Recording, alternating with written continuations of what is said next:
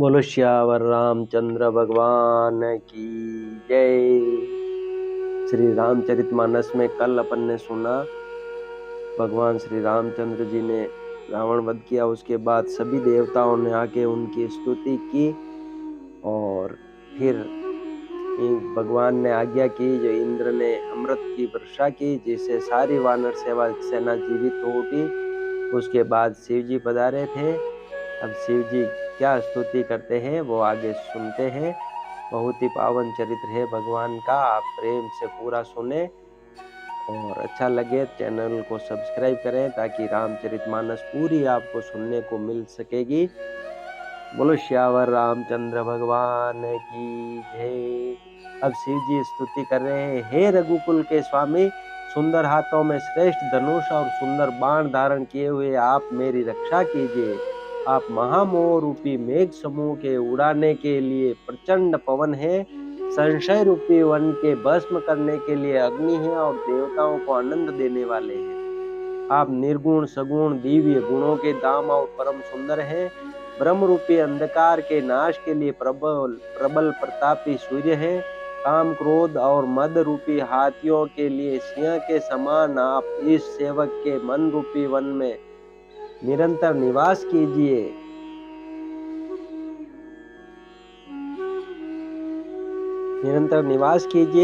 विषय कामनाओं के समूह रूपी कमल वन के नाश के लिए आप प्रबल पाला है। आप उदार और मन से परे हैं। भवसागर को मतने के लिए आप मंदराचल पर्वत हैं।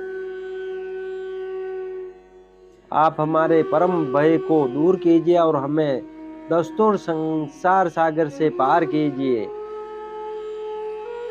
हे श्याम सुंदर शरीर, हे कमल नयन, हे दीन बंधु, हे शरणागत को दुख से छुड़ाने वाले, हे राजा रामचंद्र जी, आप छोटे भाई लक्ष्मण और जानकी जी सहित निरंतर मेरे हृदय के अंदर निवास कीजिए। आप मुनियों को आनंद देने वाले, पृथ्वी मंडल के भूषण, तुलसीदास के प्रभु और भय का नाश करने वाले हैं। हे नाथ, जब अयोध्यापुरी में आपका राज तिलक होगा तब हे कृपा सागर मैं आपकी उदार लीला देखने आऊंगा। जब शिव जी विनती करके चले गए तब विभीषण जी प्रभु के पास आए और चरणों में सिर नवाकर कोमल वाणी से बोले, हे शारंग धनुष के धारण करने वाले प्रभु, मेरी विनती सुनिए। आपने कुल और सेना सहित रावण का वध किया, त्रिभुवन में अपना पवित्र यश फैलाया और मुझ दीन पापी बुद्धिहीन और जातिहीन पर बहुत प्रकार से कृपा की। अब हे प्रभु, इस दास के घर को पवित्र कीजिए और वहां चलकर स्नान कीजिए जिससे युद्ध की थकावट दूर हो जाए। हे कृपालु, खजाना महल और संपत्ति का निरीक्षण कर प्रसन्नता पूर्वक वानरों को दीजिए। हे नाथ, मुझे सब प्रकार से अपना लीजिए और फिर हे प्रभु, मुझे साथ लेकर अयोध्यापुरी को पधारिए। विभीषण जी के कोमल वचन सुनते ही दीन दयालु प्रभु के दोनों विशाल नेत्रों में प्रेमाश्रुओं का जल भराया। श्री राम जी ने कहा, हे भाई सुनो, तुम्हारा खजाना और घर सब मेरा ही है, यह बात सच है, पर भरत की दशा याद करके मुझे एक एक पल कल्प के समान बीत रहा है। तपस्वी के वेश में कुश दुबले शरीर से निरंतर मेरा नाम जप कर रहे हैं। हे सखा, वही उपाय करो जिससे मैं जल्दी से जल्दी उन्हें देख सकूं।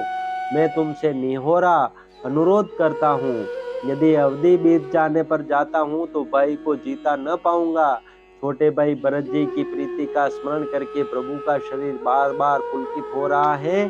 श्री राम जी ने फिर कहा, हे विभीषण, तुम कल्प भर राज्य करना, मन में मेरा निरंतर स्मरण करते रहना, फिर तुम मेरे उस धाम को पा जाओगे जहाँ सब संत जाते हैं।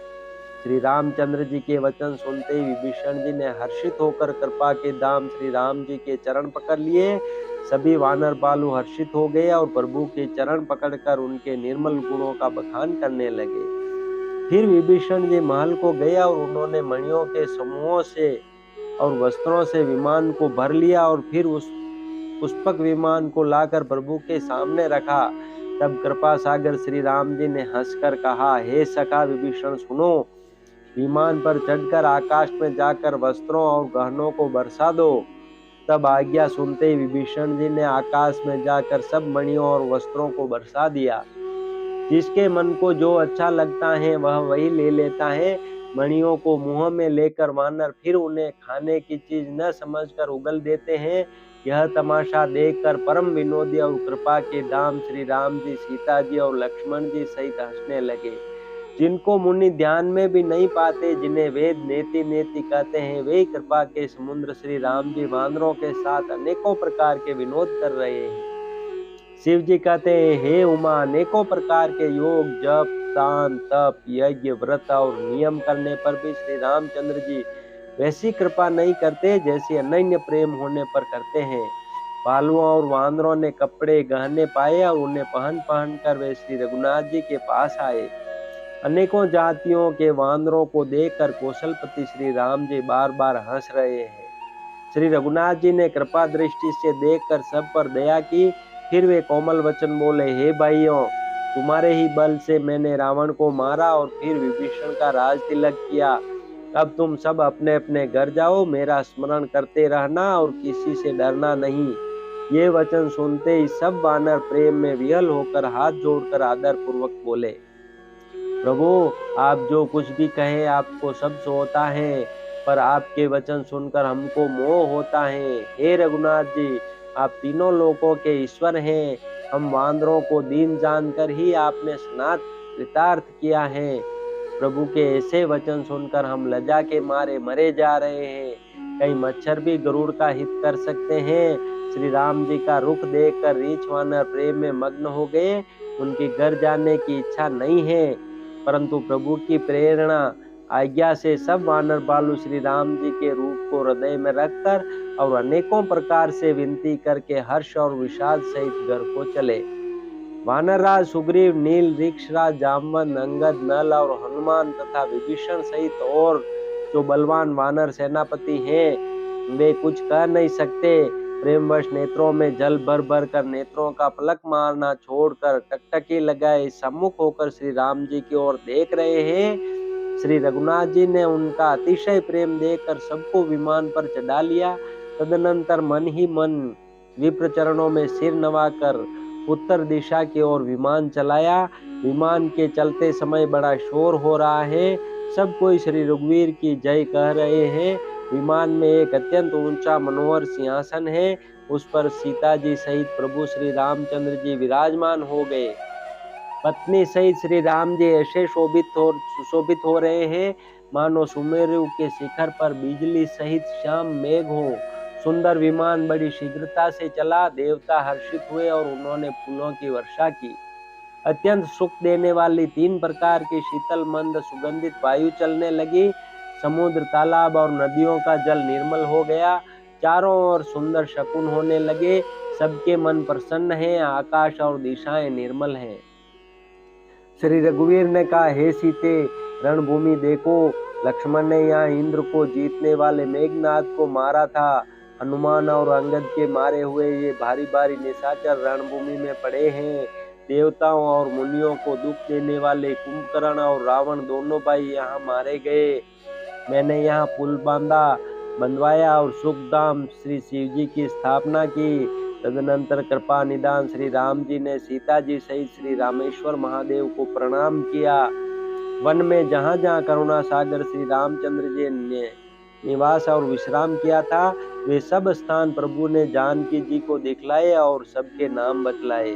विमान शीघ्र ही वहां चला आया जहाँ परम सुंदर दंडक वन था और अगस्त आदि बहुत से मुनिराज रहते थे। श्री राम जी इन सबके स्थानों में गए। संपूर्ण ऋषियों से आशीर्वाद पाकर जगदीश्वर श्री राम जी चित्रकूट आए।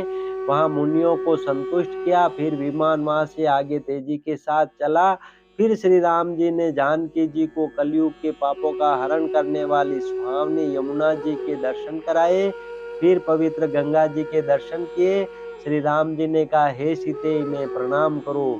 फिर तीर्थराज प्रयाग को देखो, जिसके दर्शन से ही करोड़ों जन्मों के पाप भाग जाते हैं। फिर परम पवित्र त्रिवेणी जी के दर्शन करो, जो शोक को हरने वाली और श्री हरि के परम धाम पहुँचने के लिए सीढ़ी के समान है। फिर अत्यंत पवित्र अयोध्यापुरी के दर्शन करो, जो तीनों प्रकार के तापों और भव आवागमन रूपी रोग का नाश करने वाली है। यूं कहकर कृपालु श्री राम जी ने सीता जी सहित अवधपुरी को प्रणाम किया। सजल नेत्र और पुलकित शरीर होकर श्री राम जी बार बार हर्षित हो रहे हैं। फिर त्रिवेणी में आकर प्रभु ने हर्षित होकर स्नान किया और वानरों सहित ब्राह्मणों को अनेकों प्रकार के दान दिए। तदनंतर प्रभु ने हनुमान जी को समझाकर कहा, तुम ब्रह्मचारी का रूप धरकर अवधपुरी को जाओ, भरत को हमारी कुशल सुनाना और उनका समाचार लेकर चले आना। पवन पुत्र हनुमान जी तुरंत ही चल दिए। तब प्रभु भरद्वाज जी के पास गए। उन्हीं ने इष्ट बुद्धि से उनकी अनेकों प्रकार से पूजा की और स्तुति की और फिर लीला की दृष्टि से आशीर्वाद दिया। दोनों हाथ जोड़कर तथा मुनि के चरणों की वंदना करके प्रभु विमान पर चढ़कर फिर आगे चले।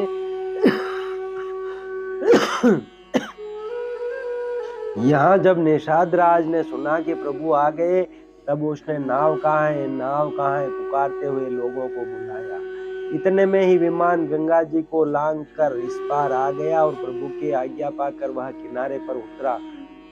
तब सीता जी बहुत प्रकार से गंगा जी की पूजा करके फिर उनके चरणों पर गिरी।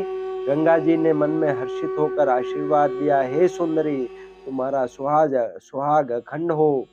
भगवान के तट पर उतरने की बात सुनते ही निषाद राज भू प्रेम में विह्वल होकर दौड़ा।